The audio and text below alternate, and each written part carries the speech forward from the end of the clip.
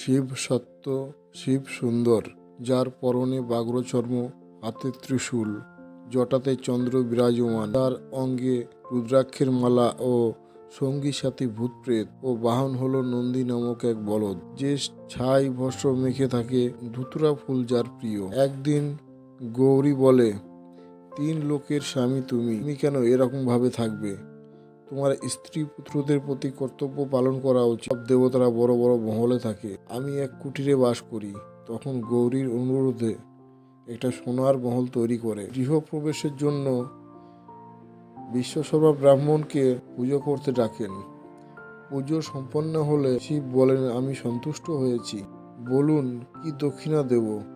বিশ্বসর্বা বলেন, আপনার আশীর্বাদই যথেষ্ট। শঙ্কর বলেন, দক্ষিণা না দিলে পুজো সম্পন্ন হবে না, আপনি বলুন কি দক্ষিণা দেব? বিশ্বসর্বা কেকাশী বলেন, এই স্বর্ণমহল দক্ষিণা দিন। ভগবান শঙ্কর বললেন, তথাস্তু।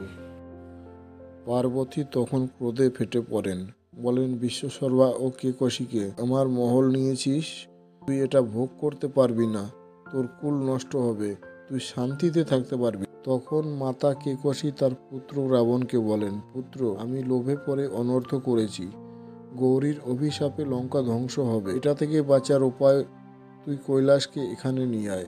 গিয়ে দেখে ভগবান শম্ভু ধ্যান করছে। রাবণ মনে করে এটা উত্তম সময়, কৈলাস লঙ্কায় নেওয়ার পরে ভগবান শিবকে জাগাবে এবং 2 হাতে কৈলাস পর্বত তোলে।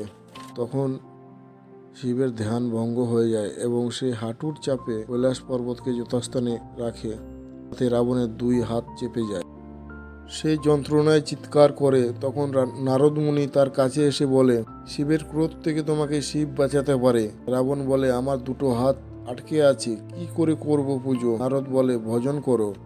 রাবণ শিবকে তুষ্ট করার জন্য শিব তাণ্ডব স্তোত্র রচনা করেন শিবের প্রশংসায়। শিবের আরাধনা যেটা আজও বহু প্রচলিত।